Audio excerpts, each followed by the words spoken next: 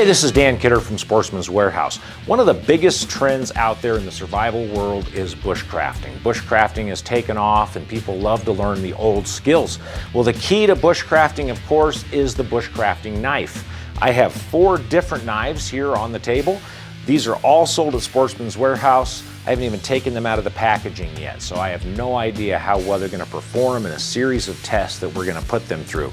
We're going to chop with them, we're going to process firewood with them, we're going to baton them. We are going to cut cordage with them. We're going to see how well the tip stands up if it's stabbed into wood. And we're going to put them through all of these tests. Let me show you what I've got here. I have the MoraKniv Bushcraft. This is one of the most popular knives for those beginning out in bushcraft. Has a sheath with a built-in diamond sharpener on it and a ferro rod, and then just a great Scandi grind on that blade. We've got the Schrade Frontier series of knives. This one also has a diamond sharpener and a ferro rod. I've been in their factory in upstate New York many years ago. We have the Gerber, and this is the Strongarm. Comes with a sheath, and pretty much that's it, just the knife itself. And then my old favorite is a Jarhead. I love the K-bar. I've used the K-bar. I've done stuff with the K-bar that they never intended to be done with it. So we're going to put that through the test. One of the objective standards we're going to use is we're going to take these knives directly out of the package from the factory, and we're going to put it on this BESS electronic knife sharpness scale. It uses a calibrated filament on a scale to tell you objectively how sharp it is, and there's a scale here that tells you what all those numbers mean. Okay, we've got it zeroed, and we're going to try out the MoraKniv first, see where it stands. I can tell by looking at this edge, it is wickedly sharp. That Scandi grind is no joke. So we set this on our little cradle, we push down. It comes in at 174, which is as sharp as a utility razor blade, according to our little chart here. As sharp as a utility razor blade. So 174 for the MoraKniv. We're going to take the Schrade, we're going to come right across. That one is actually really sharp. It came in at 169, which again is in that 100 to 200 range, which is a utility razor blade. So I can say manufacturers are getting way better at sharpening their knives straight from the factory. Let's get this one up. We're going to the Gerber. The Gerber is going to come in at 191. So again, it's under 200, so it's still as sharp as a utility razor blade.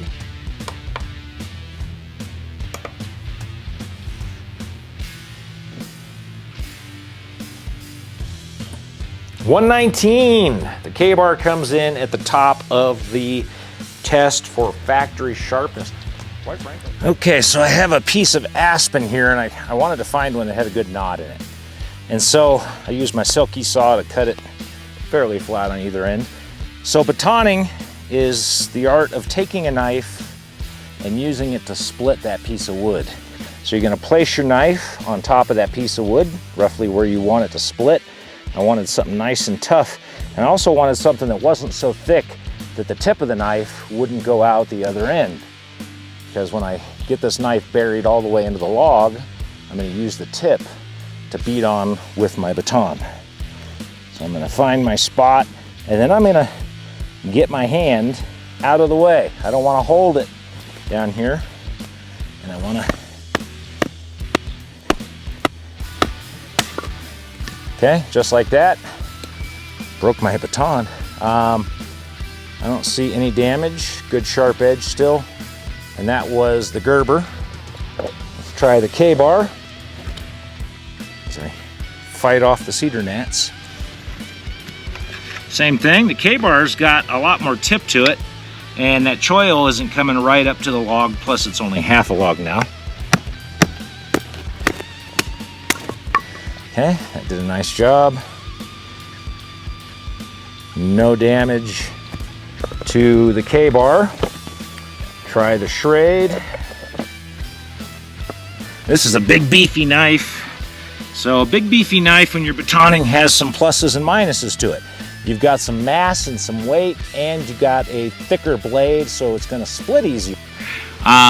but that is a lot of blade, and it might not give you as neat and precise a split. I'm gonna try a split right there. Yeah, I did a nice job. That's a good splitter. Okay. And then we will use our MoraKniv. Mora, see how well that does. And I'm gonna try to come straight down and make myself a fire lay. This is some pretty twisty wood though.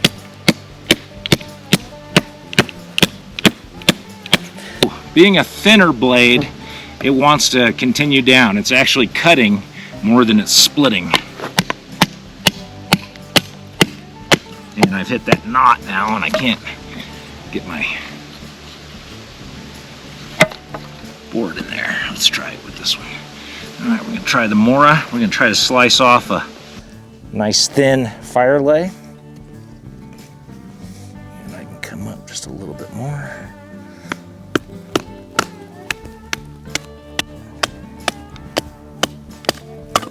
There we go. So being a thinner blade, it wants to cut more than it wants to split, but it did do a nice job. You can see how clean that is right there. That's beautifully cleaned.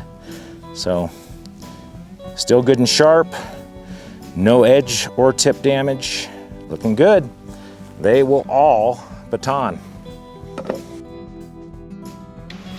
Okay, once I kind of dig that in, then I'm going to begin to work it. And I can see already this wood's tearing out. And right there, I've got a little bit of a rolled edge on that Mora. Remember, your knife is a consumable. So as you're using that edge, you're using it up, you're consuming it. That's nice that the Mora has a sharpener. Coming around halfway on each side. And I'm still getting some tear out, but this wood is not ideal. It's aspen wood, and it has that tendency to tear out. Normally, I would do this with a smaller knife. If I were doing this with a Mora, I would do it with an Eldris. It's a very small, short knife. You could do it with a Swiss Army knife. Just be careful it doesn't close on your fingers. But just want to kind of work that.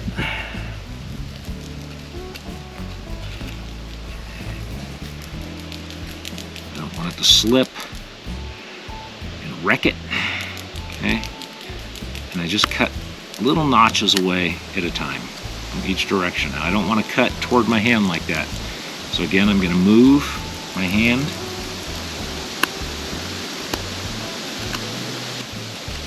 I just need a little V-notch. And just a little on each side at a time. A little closer each time. I feel like Bob Ross out here. Just a happy little V-notch. There we go. Get a happy little V-notch right there. All right, so the Mora did a great job. And part of the benefit of the Mora for that is that it is a smaller knife. It's a more precise knife. I think we're going to struggle when we get into some of these larger knives to do what we just did. So let's start another one. I'm going to go up with that one.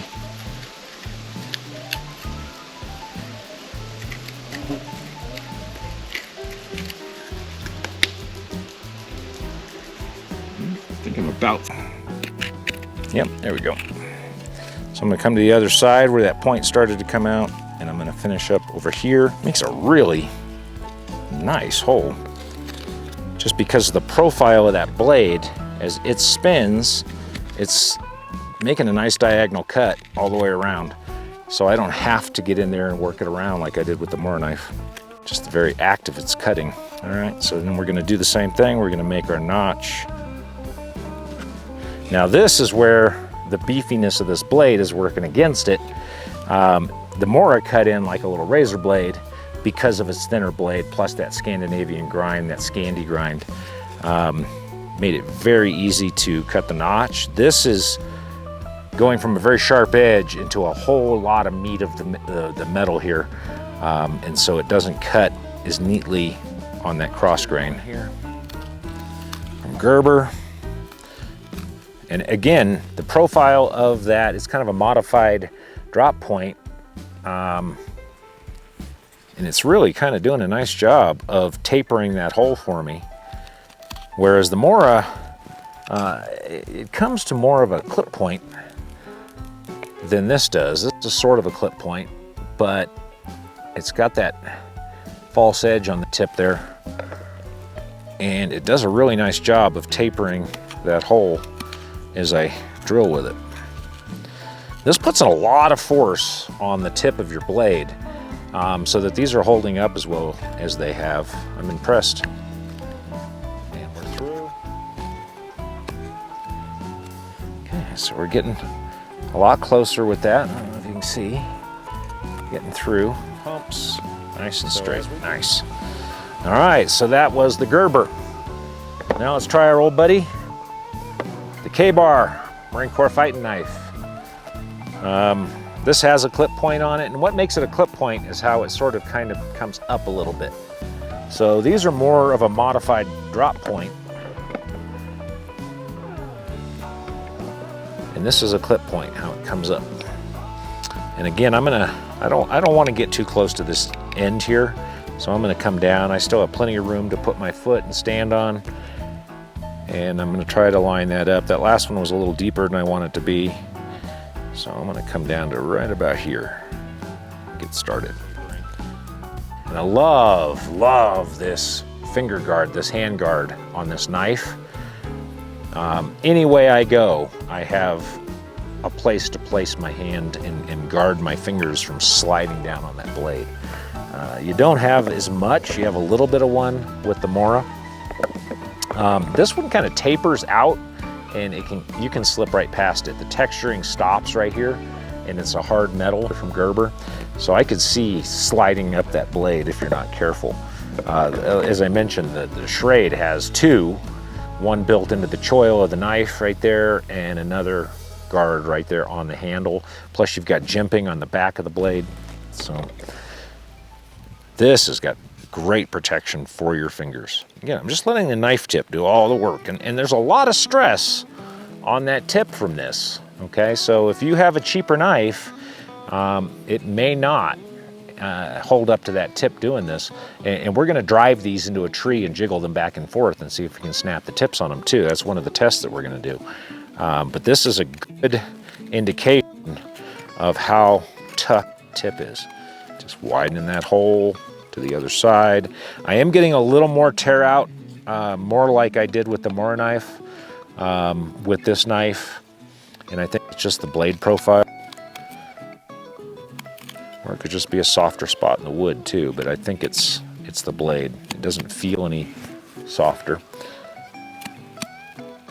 I think what's happening is that false edge on the back is catching the opposite side of the hole, and that's where the tear out's coming out from. It's exactly what's happening, is the back false edge is tearing out the opposite side of the hole from the cutting edge. Okay, let's go ahead and start working on our notch. This one is our Mora, this one is our Schrade, this one is our Gerber, and this one right here is the K-Bar. So another thing people will do with a knife, and it's not highly recommended, but in a bushcraft scenario, you got to do what you've got to do. And that is stab them into wood. So this is an old dead tree. I don't want to stab in anything alive because we want to preserve our natural places.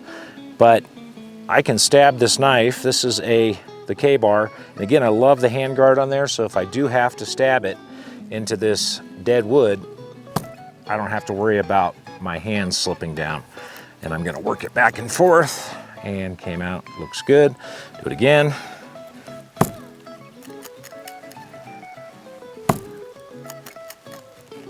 And no damage. All right, here we go. We're gonna put it to the real test.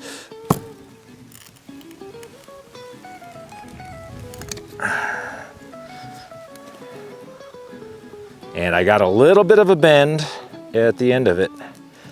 Just a little bend. No breakage. Okay. Our Schrade.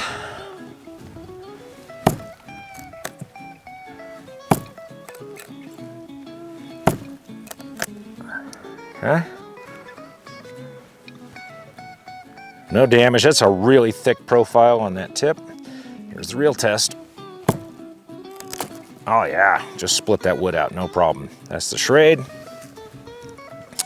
The Gerber.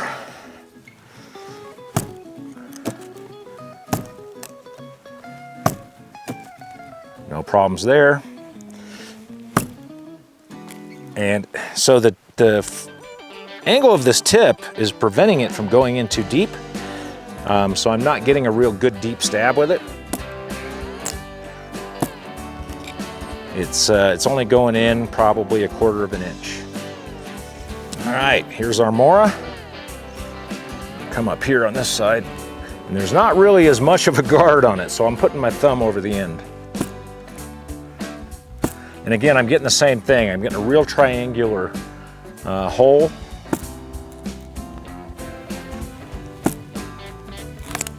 And it blew the wood out, and no damage at all to that tip. It's a real triangular tip. All right, we're gonna step it up a notch. We're gonna drive it in with the baton. So start with the K-bar.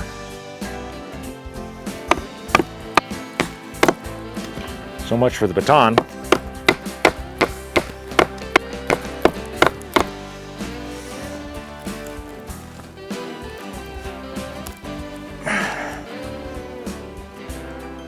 I think I fixed the bend. I think I did. I fixed the bend. Schrade.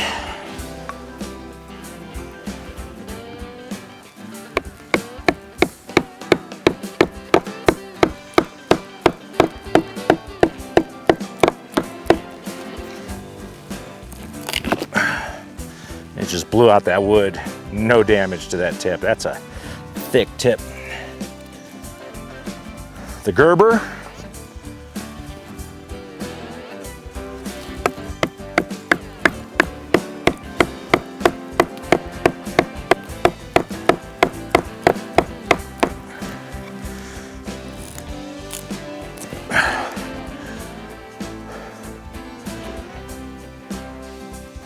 No damage on the Gerber. And the Mora.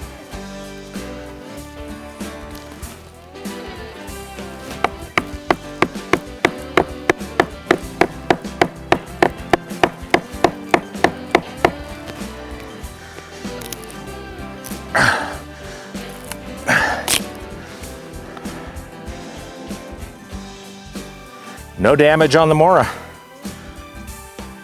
A little shiny spot on the very tip, but I think we would fix that with a quick sharp job. Yeah, beautiful. So they all passed that test. So another thing I don't recommend you do, unless you really have to, with your knife is chop with it. So we're gonna see how well this old dead tree we do on chopping with it. I think 3 of these knives are gonna do really well chopping. I'm afraid that the Mora, because it's a lot lighter and has less mass to it, isn't gonna chop very well. But we will see. Again, this is, as they like to say on a popular television show, more about what the tree does to the blade than what the blade does to the tree. So let's start with our K-bar.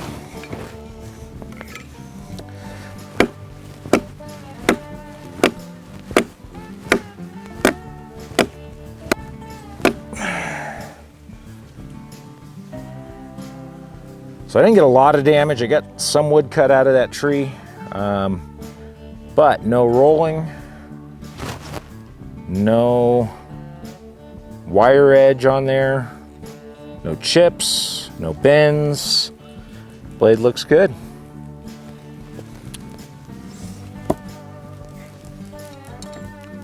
Go with our Schrade.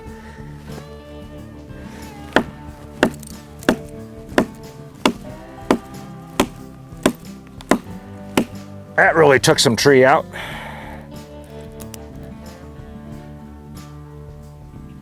No damage to the edge at all. Looks really good. That's a hefty knife. The Gerber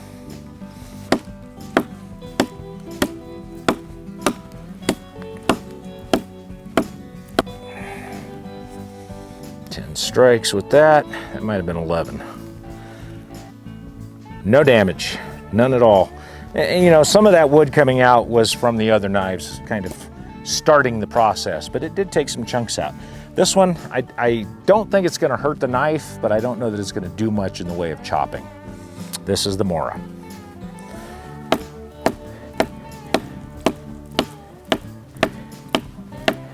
Yeah.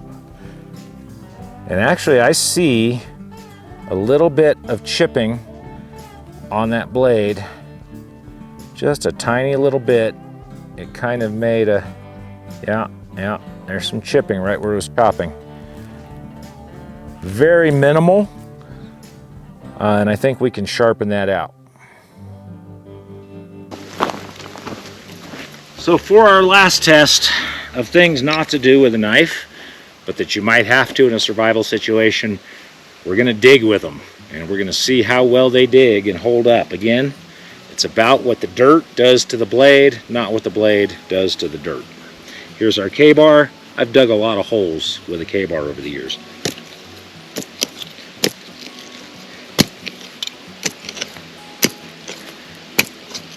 Now, if I had to dig a Dakota fire hole, I scratched the paint. I got a little bit of a wire edge right here I can feel. No nicks, but just that little bit on this side. Oh, there's a little tiny nick right there.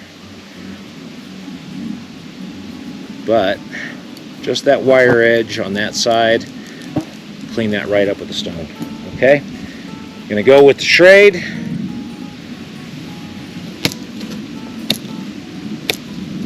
We've got some rocks in this soil.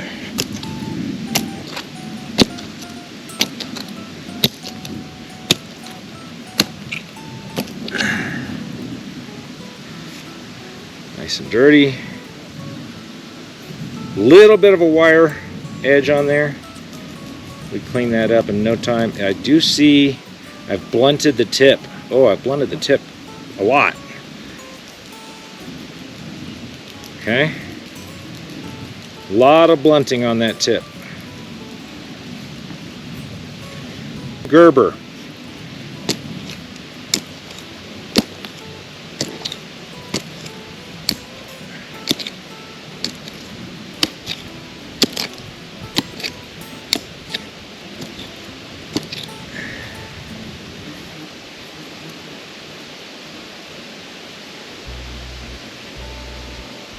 That tip, actually, it doesn't look like it was ever profiled right. But I've got a bit of a wire edge on one side. You'll see that I'm doing most of my digging to one side, and that's to create a wire edge. Oh yeah, it's got a good wire edge all the way on that side. No chips. I think that tip has always been profiled that way. You can see how the edge comes around less on that side than it does on this side. Scratched that coating, but overall I think it held up pretty well. Alright, finally our Mora knife. That's already got a little bit of chipping right in that part of the blade, but otherwise it looks pretty solid. Oh, kind of stick.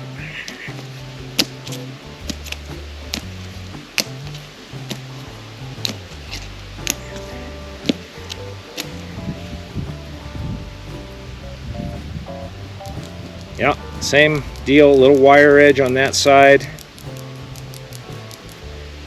Oh, a little on both sides actually.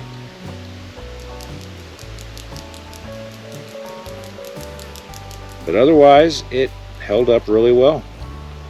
I'm going to throw the macro lens on, let you see what they look like.